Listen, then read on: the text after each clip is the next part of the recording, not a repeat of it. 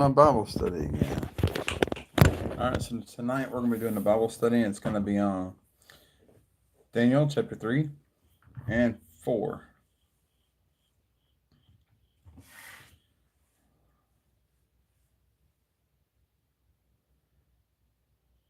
Hi. Hi. Okay, so I'll make sure we're here. Let's turn this light off. Actually, I'm sorry. Guess we can just leave it on. It don't matter what I look like on the screen.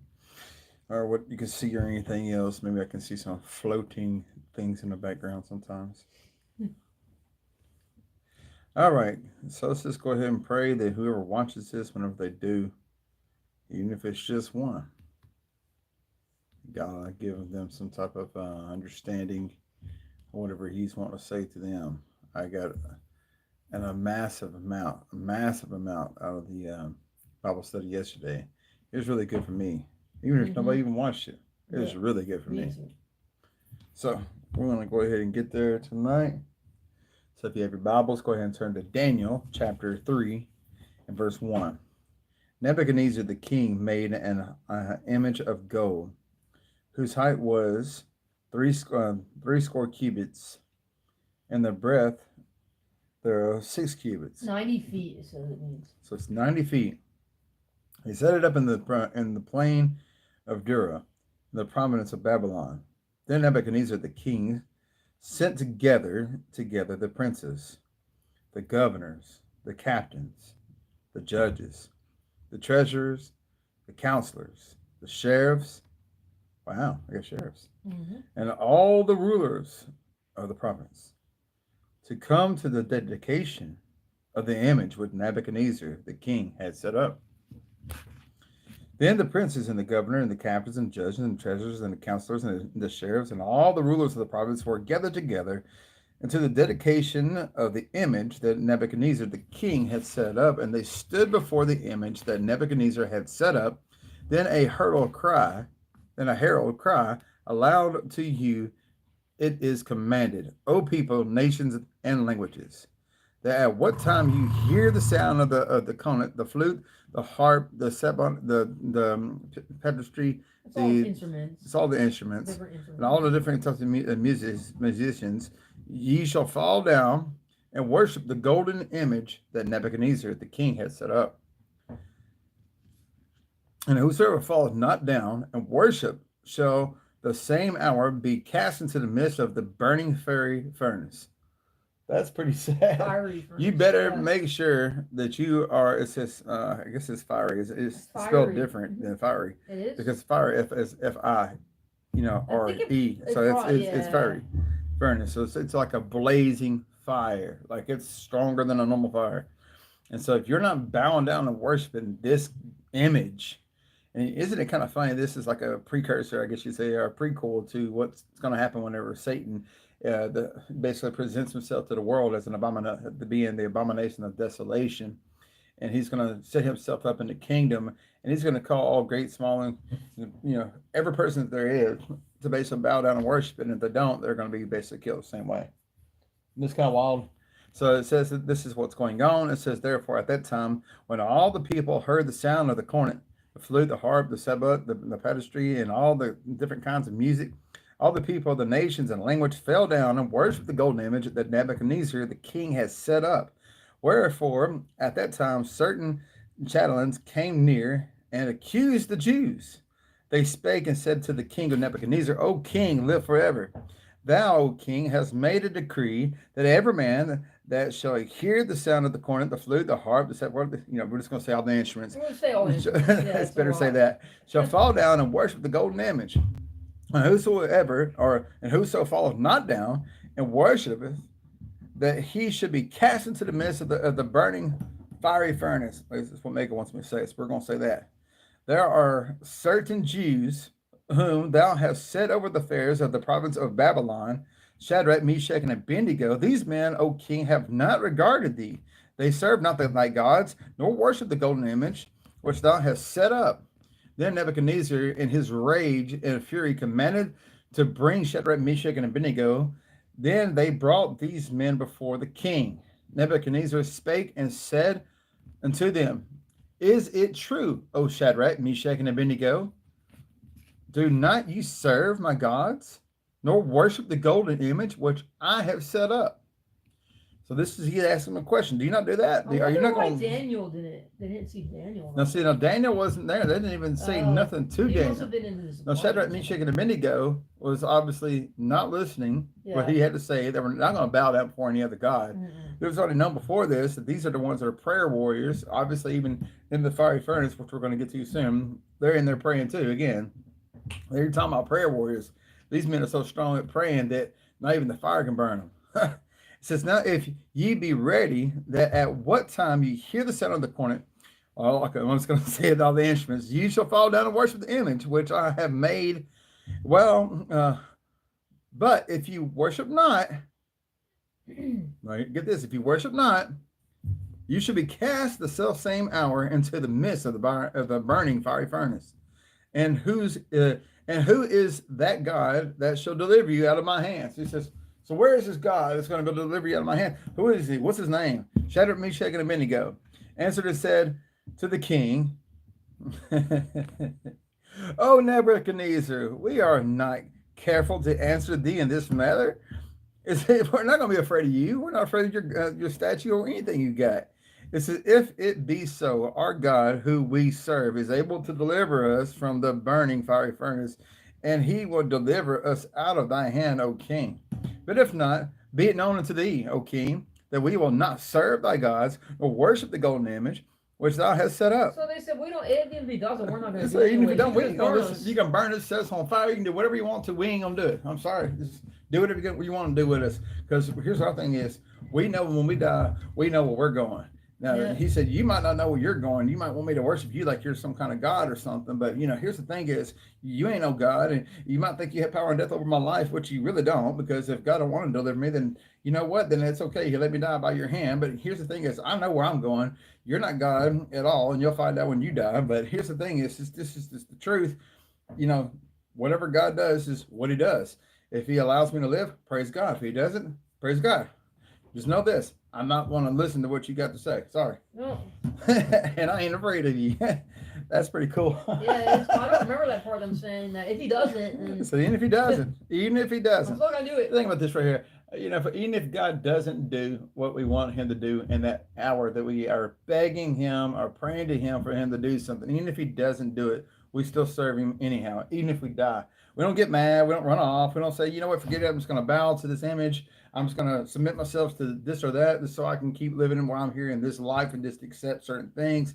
No, I don't have to. I don't have to do that. I'm just going to trust God for it. And I'm going to continue to keep serving him. I'm not going to get mad. I'm not going to be rebellious and run off and go living a sinful lifestyle anymore. The Bible says rebellion is the same as witchcraft. I'm not trying to entertain those spirits, and I'm definitely ain't trying to get involved in that mess either. So we just continue to keep going for God and going on for him and serving him. It says, now this is what it says. It says, then was Nebuchadnezzar full of fury. He was mad. You talk about getting somebody mad. He got mad. Then was Nebuchadnezzar full of fury. And the form of the vision was changed against Shadrach, Meshach, and Abednego. Therefore he spake and commanded that they should heat up the furnace 7 times more than it was. Than it was before. Than what it was before, to be even heated up even more. It says, and he commanded the most mighty men that were in the army or in his army to bind Shadrach, Meshach, and Abednego. So he had to go get the most mighty men. You notice he didn't just go get some regular man, just lock him up and just, oh, you're not going to probably go willfully. I have to go get my strongest man, because now obviously he's realizing he must think he knows they know real, something. He knows that they know something. Here's the thing is, you got to think about this, guys. Before this, you read chapter 1. It says that Shadrach, Meshach, and Abednego were the ones who were known of that they prayed with Daniel to get this interpretation for him originally with his dream. So you got to think about this. Now, all of a sudden, they're talking about that same God to give him the interpretation. Yeah, the same God. He must have thought something of it to do all that extra stuff. You got to think about this. It's like, man, I might do some extra to try to get rid of these people. I want to go get the strongest man I got, whatever I got to do. Because I don't even know if we can even kill these people right here. Even if I even touch these people, I ain't going to do it. I'm going to have somebody else do it. And so his thing is, they done did that. So he went and called for all the strongest mighty men they had in his army. It says, then these men were bound in their coats, their hosens, whatever the heck that is. Let's find out what this And their is. hats. Hosens. It says their leggings and their turbans. Okay, So they their were clothes. basically just wrapped up. Yeah. It says and their other garments, and was cast into the midst of the burning fiery furnace. Therefore, because the king commandment was urgent, and the furnace was exceedingly hot, was urgent, and the furnace exceedingly hot, the flame of the fire slew those men that took up Shadrach, Meshach, and Abednego. So as soon as they opened the door, the guards they caught on fire. Yeah, they killed them. Like all the guards that even came there caught on fire. It said, then Nebuchadnezzar the king was astonished and rose up in haste and spake and said unto the counselors, did not we cast 3 men bound into the midst of the fire? These answered and said unto the king, true, O king. He answered and said, lo, I see 4 men loose, walking in the midst of the fire, and they have no hurt.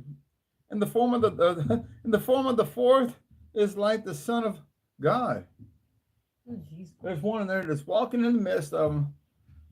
It's in the form of the Son of God. So obviously he's a God. It's an angel, or it's Jesus himself.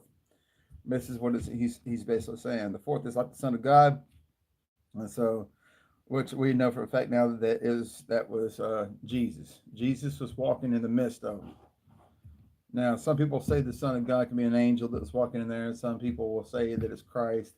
I'm just going to say it's Jesus. I think it's Jesus. Mm-hmm. He was walking in the midst of them, and that's just what it is. It says, then Nebuchadnezzar came near to the mouth of the burning fiery furnace, and spake and said, Shadrach, Meshach, and Abednego, ye servants of the Most High God, come forth, and come hither. And Shadrach, Meshach, and Abednego came forth of the midst of the furnace, of the fire. And the princes, governors, and captains, and kings, counselors, being gathered together, saw these men, upon whose body the fire had no power, nor was an hair or their head singed. Neither were their coats changed, nor the smell of the fire had passed on them. Didn't even smell like it. There's no indications at all there. Then Nebuchadnezzar spake and said, blessed be the God of Shadrach, Meshach, and Abednego, who hath sent his angel. See, angel.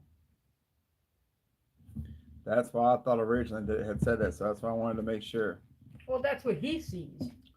So he might think it's an angel. He thinks it's an angel. And delivered his servants that trusted in him, and have changed the king's word, and yielded their bodies that they might not serve, nor worship any God, except their own God.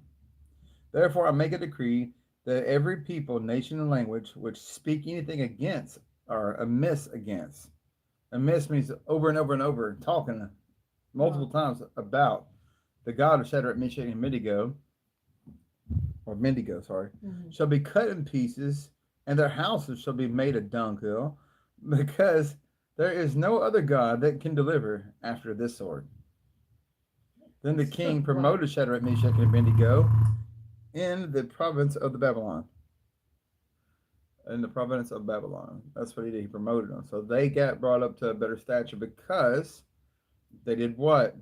They stood strong to the very end. They didn't give up. They went literally into the midst of the fiery furnace, and they did not bow down. They didn't give up.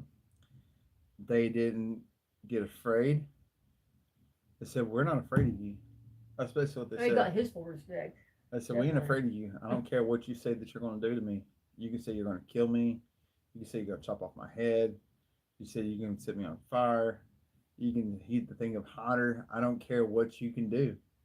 Just know this right here. We're not going to listen to anything you got to say. I don't care what you got to say.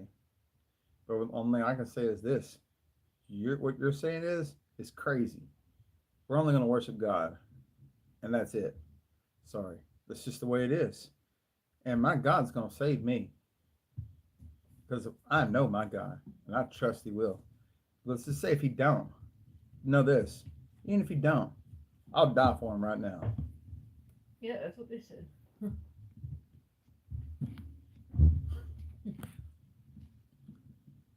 Chapter 4.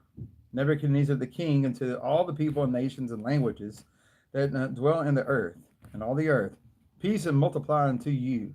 I thought it good to show the signs and wonders that the high God hath wrought towards me. How great are his signs, and how mighty are his wonders. His kingdom is an everlasting kingdom, and his dominion is from generation to generation. So you see what happened? Now Nebuchadnezzar is praising God and giving the honor to him in front of everybody, and it's even written in the book. Yep. The word of God is written in here.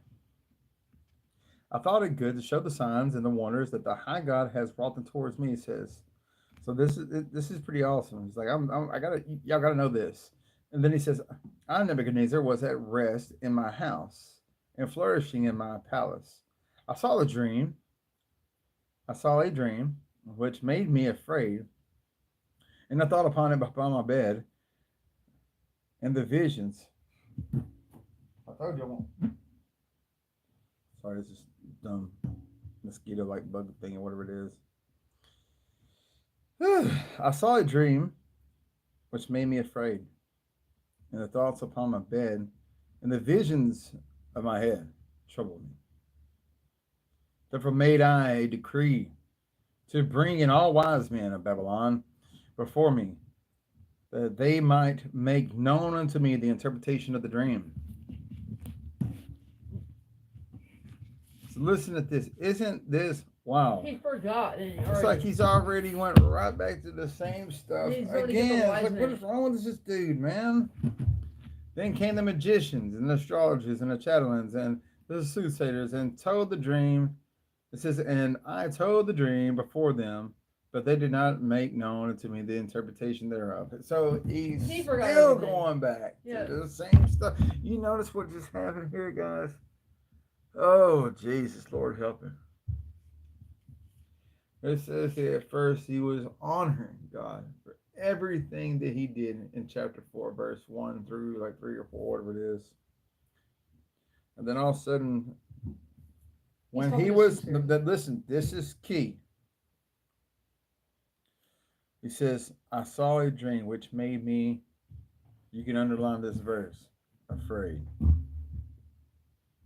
When you get afraid, you start going to everybody, try to get an answer. Mm-hmm. You'll talk to everybody and everything. Yep. You'll tell everybody everything going on. And you'll tell everybody about, you know, your mom, your daddy, your sister, about the hamburger you ate last week and everything that you can think of. You know what I mean? And then you're like, I don't understand what's going on. Why is this happening? Why did I have this dream? And what in the world does it mean? Does it mean I'm fixing to go through this or that fixing to happen? What did I do? Let's try to figure out who can help me. Let's just get everybody we know. Let's call every single person and hear everybody's interpretation of this dream. Because this is what I've done before. I've had many dreams before. And when I didn't understand the dream, that God gave me the dream, I noticed before I used to run, and first person I would tell Megan. Then after I told Megan, I would get a hold of this other woman named Michelle. After I told Michelle, I'd reach out to Sister Trish. And then after I reach out to Sister Trish, I'd be calling my brother. After I call my brother, I'd be calling the other dude, Michael. After I call Michael, I'd call brother Jeff. After I call the other brother Jeff, I call the other brother Jeff. Then after I call them, then God would be like, what are you doing? What's wrong with you, man? Why are you telling everybody your dream? It's like it's for you. It's like, this is your dream. This ain't their dream. I don't know what it means. I'm really trying to get this understanding. I want to know for a fact. And see, now all of a sudden I open up the door to hearing all these different voices. And you got to think about this right here. It's more confusing because they say multiple different things. You got too many voices now. It says, then came the magicians. That's okay, so that's going to be a couple people. Then came the astrologers. There's a couple more. Let's say there's 3.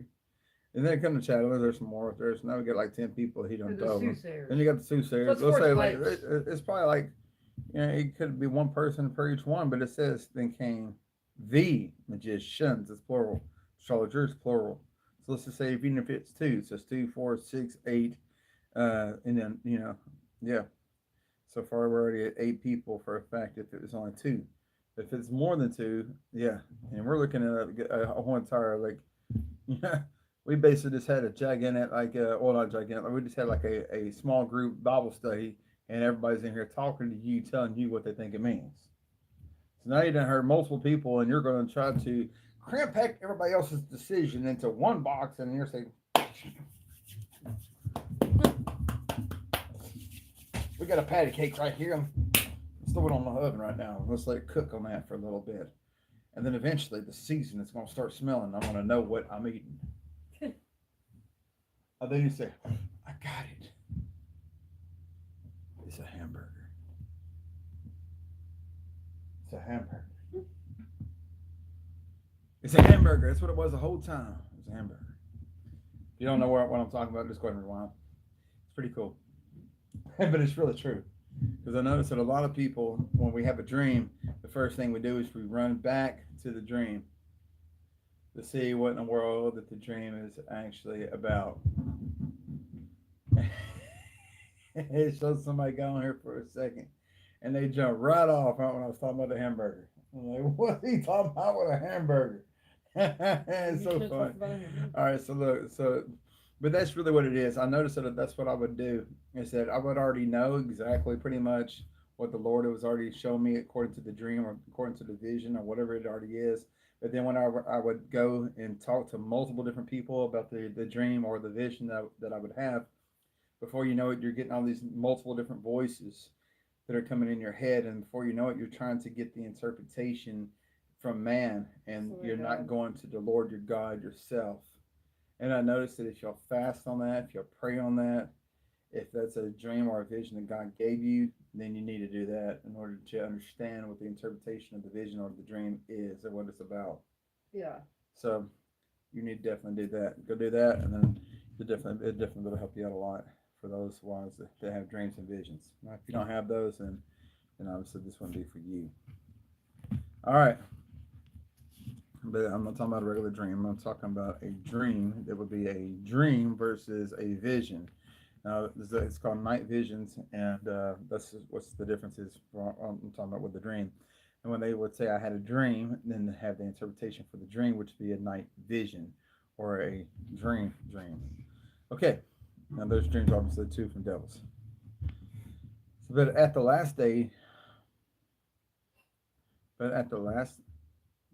last, Daniel came in before me, whose name was Belteshazzar, according to the name of my God, in whom is the spirit of the holy gods. And before him I told the dream, saying, Belteshazzar, master of the magicians. I know that the spirit of the holy gods is in thee. So he says he's the master of the magicians. Now, why is he the master? Let's see what it says. Number 9 says he is the chief. So like he obviously don't understand God. He thinks you can tell this guy is so confused. He don't understand where this is coming from. He's still turning back to the same stuff. He thinks it's the same gods that he worships, not that he don't understand that. You can tell that the king is really confused. Yeah. If you notice this at first, he's over here. In one moment, he's talking about honoring the God of heaven and earth. In the next moment, he's talking about I'm calling in all the other people to get any understanding. But I guess it's because where Daniel had mercy on all of them to save their lives.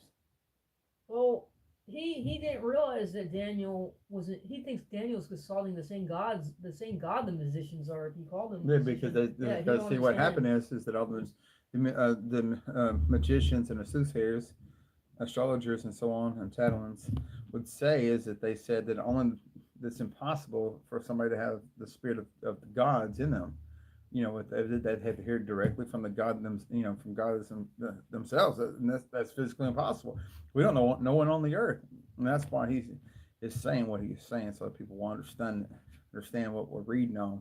So if you'll go back and did the Bible study again on that and listen to the scriptures of what it was saying, and that's what it's saying.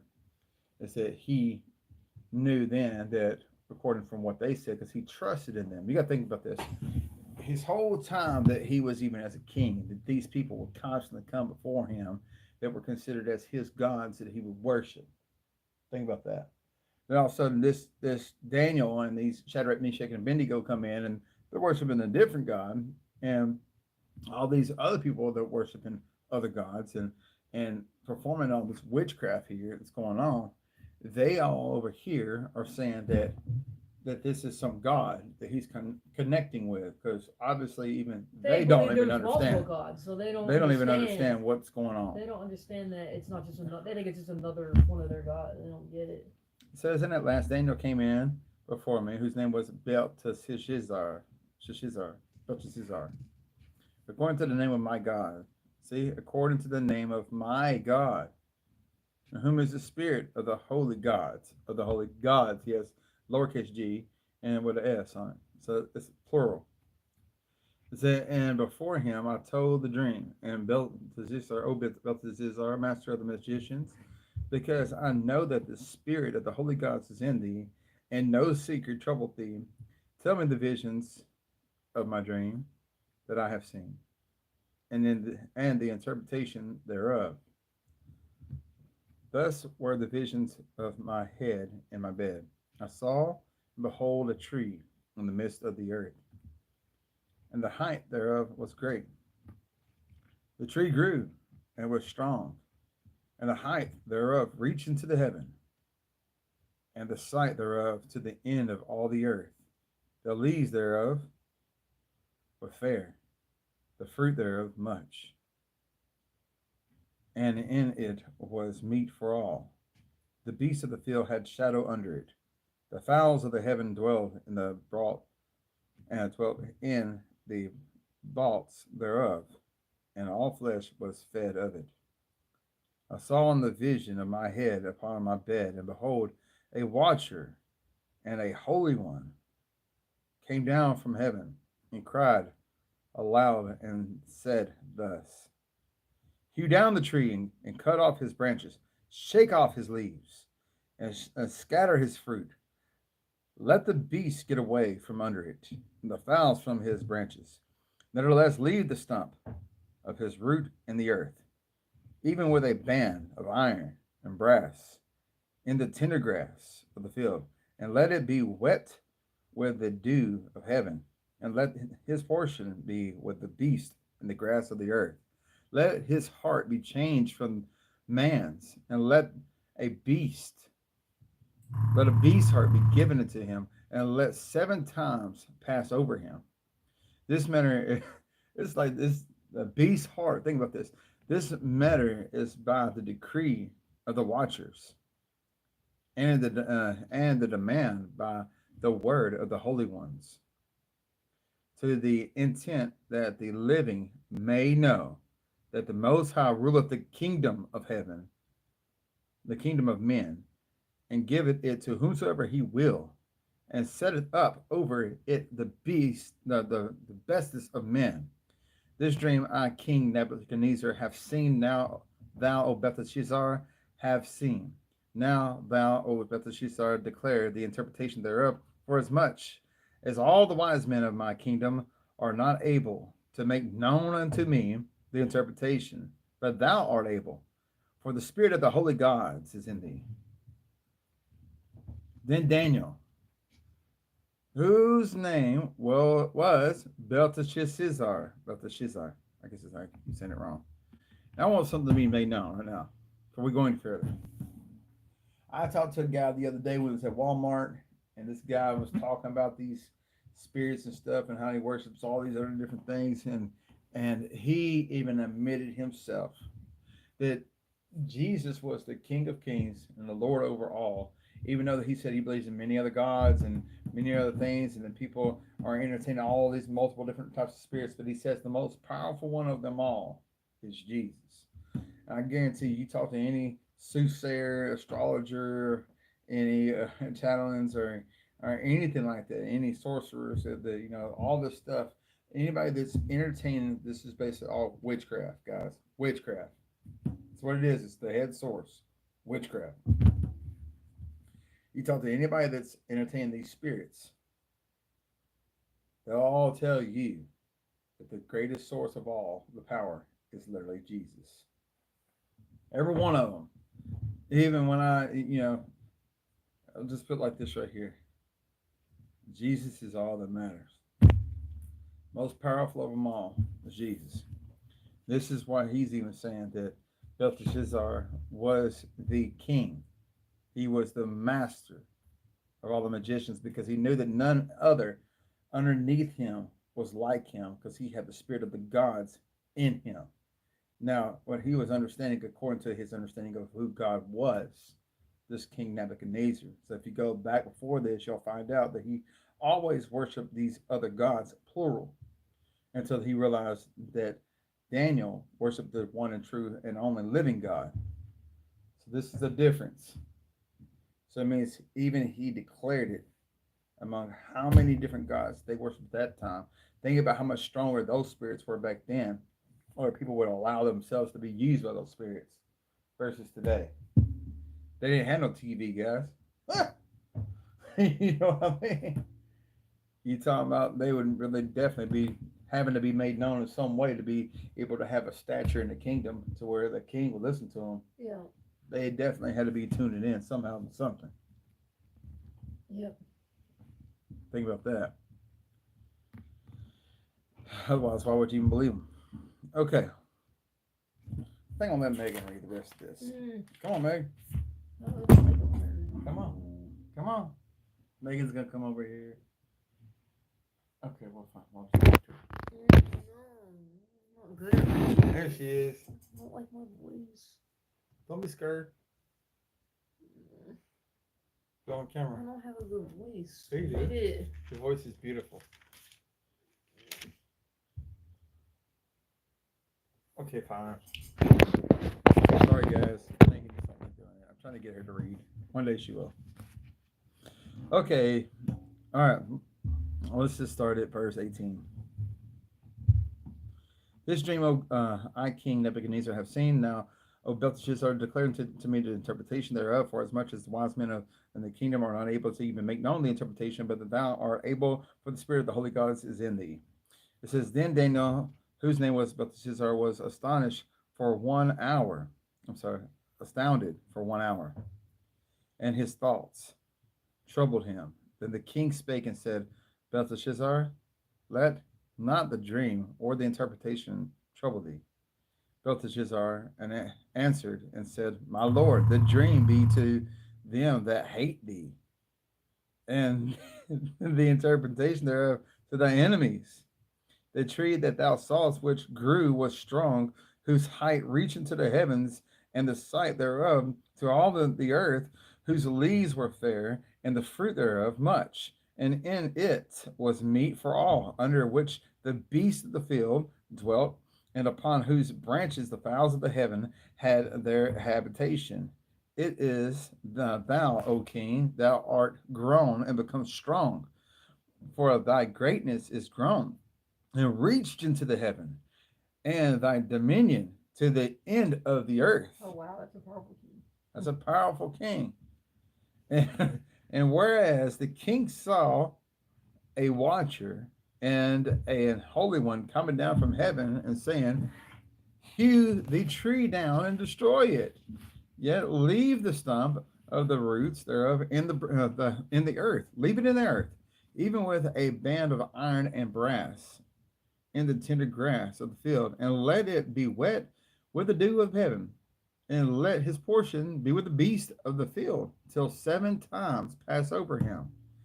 This is the interpretation, O king, and this is the decree of the Most High, which is to come upon my lord the king. So this is going to come on you, man. That they shall drive thee from men, and and thy dwelling shall be with the beast of the field, and they shall make thee to eat grass as an oxen, and they shall wet thee with the dew of heaven, and 7 times shall pass over thee, till thou know that the Most High ruleth in the kingdom of men, and giveth it to whomsoever he will. And whereas they commanded to leave the stump of the tree roots, thy kingdom shall be sure unto thee, after that thou hast I'm sorry, after that thou shalt have known that the kingdom, insert, that the heaven do rule. So they know God's The in heavens do charge. rule. Yeah. You need to know first that God is the king of heaven. That he's the one who's ruling, not you. Wherefore, O king, let my counsel be accepted unto thee, and break off thy sins. Be righteous, and thy iniquity be showing mercy to the poor, if it may be a lengthening of thy tranquility. The king's prideful boast is what this one's titled.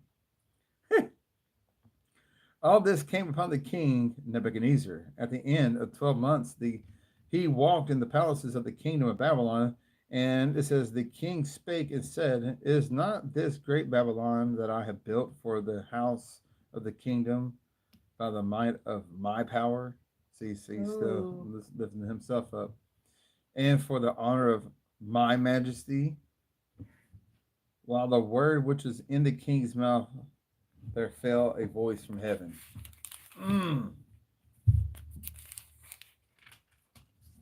Saying, O king Nebuchadnezzar, to thee it is spoken, the kingdom is departed from thee, and they shall drive thee from men, and thy dwelling shall be with the beasts of the field. They shall make thee to eat grass as oxen, and 7 times shall pass over thee until thou know that the Most High ruleth in the kingdom of heaven, and giveth it to whomsoever he will. The same hour was the thing fulfilled upon Nebuchadnezzar, and he was driven from men, and did eat grass as oxen, and his body was wet with the dew of heaven, till his hair was grown like eagle's feathers, and his and his nails like birds' claws. Looks like he turned into like a wolf. He turned into like a beast. Like a werewolf or something. Yeah, that was like that. Now that's probably where they get the name werewolf from this. Nebuchadnezzar praised for God. Nebuchadnezzar's praised for God. So look, now he's like, okay. And at the end of the day, I, Nebuchadnezzar, lifted my eyes into heaven, and my understanding returned into me. And I blessed the Most High, and I praised and honored him that liveth forever, whose dominion is an everlasting dominion, and his kingdom is from generation to generation. And all the inhabitants of the earth are reputed as nothing, and he doeth according to his will in the army of heaven and among the habitations of the earth, and none can say his hand, or say unto him, what doest thou? At the same time, my reason returned unto me, and for the glory of my kingdom, my honor, and brightness returned unto me, and my counselors and my lords sought unto me, and I was established in my kingdom, and excellent majesty was added unto me. Now I, Nebuchadnezzar, praise and exalt and honor the King of heaven, all whose work are truth, and his ways judgment, and those that walk in pride he is able to abase. So literally, pride comes before a fall. He's like, you didn't want to. He got it back. You don't want to. After 7 years, you don't want to serve me. That's okay. Like that. You don't want to listen to me. I try to make myself known unto thee before I turned you into a beast of the field. But you didn't want to listen, so you had to be turned. And so, until you repent, man, Lord willing, I don't never ever get to that state to where I turn into an animal. That would be gosh, wow. Can you imagine if you did that literally? Like, that's probably where they get that saying, man, you're an animal. They used to always saying, they should say, you're like an animal. You're an animal. He's a beast. Okay. Think about that. You know what I mean? That's what I was saying, literally. When somebody says you're a beast, think of Nebuchadnezzar. He literally became a beast.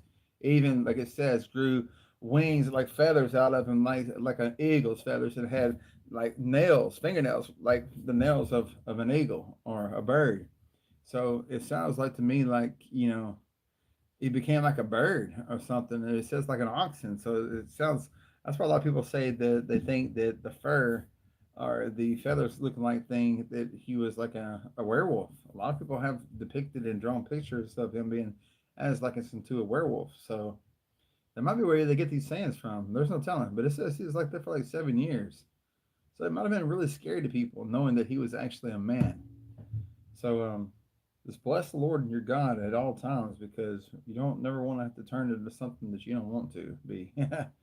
Just y'all continue to keep praying up, keep seeking the Lord, and know that His kingdom comes first because that's what His end of His story was. That God had to make sure that He set him down. As some say, if you won't learn, you don't want God to have to humble you. Because if He does, worst case is either you can die or be turned into a beast or be hit with leprosy and all kinds of stuff. So it's just, we got to be careful and just really honor the Lord. Y'all have a blessed night. Till then, I guess I'll see you on the next one.